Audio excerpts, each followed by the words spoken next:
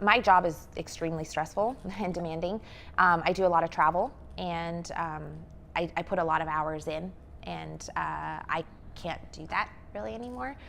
He has come with me quite a few times on the road already. He's my little travel buddy, but I can't work at the same level. Yeah, I can't work at the same level that I used to. My worry was coming back thinking to myself that I wasn't going to be relevant within the space that I had left. That was a hard reality for me. Things change so often in what I'm doing that I was scared like I was going back like a freshman into high school. Like I'm not going to know anybody. I'm not going to know what I'm doing. I'm not going to wear, and after all these years of doing the same thing day in and day out, it's definitely going to be different by the time I come back. It never changed, right? I changed. So that was like a really, that was a worry for me, but I was very lucky. Like I would go back to visit the office bring Aiden with me and see my staff and see them for a couple times. And every so often I'd be like, anything changed? And they'll be like, no. I was like, all right, well, that kind of like helps me feel a little bit better, But preparing to leave is what really made it a little bit easier on me. I made it so that I was aware of what was going to be happening while I was gone. In retrospect, like scheduling wise, I guess was a good way to do it. I was able to kind of foresee what was going to happen over the next couple of weeks and put that in my mind as, okay, when I come back, I'm going to ask about these things so that they don't kind of get forgotten.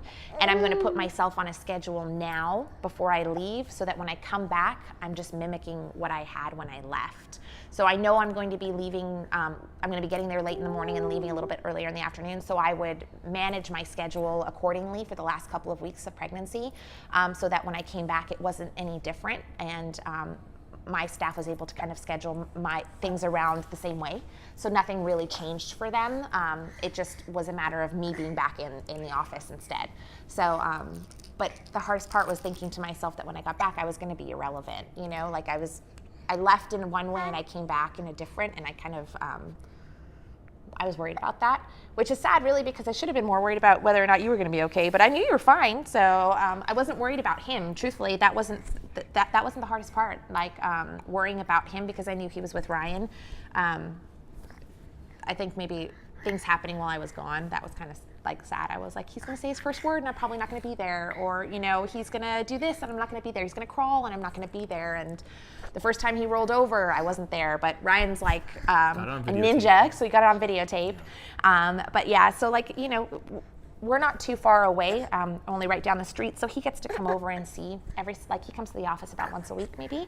So I get to see him quite a bit and I get to spend time with him. And my job has gotten more demanding and harder since I've come back, but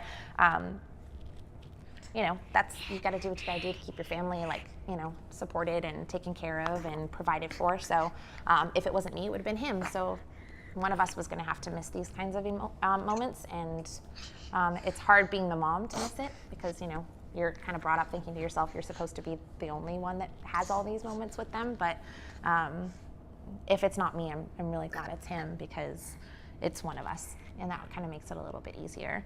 But being prepared before I left is really kind of the one thing that kind of helped me go back. Yeah, being kind of already in a schedule that worked before I left to mimic when I came back was helpful for me anyway.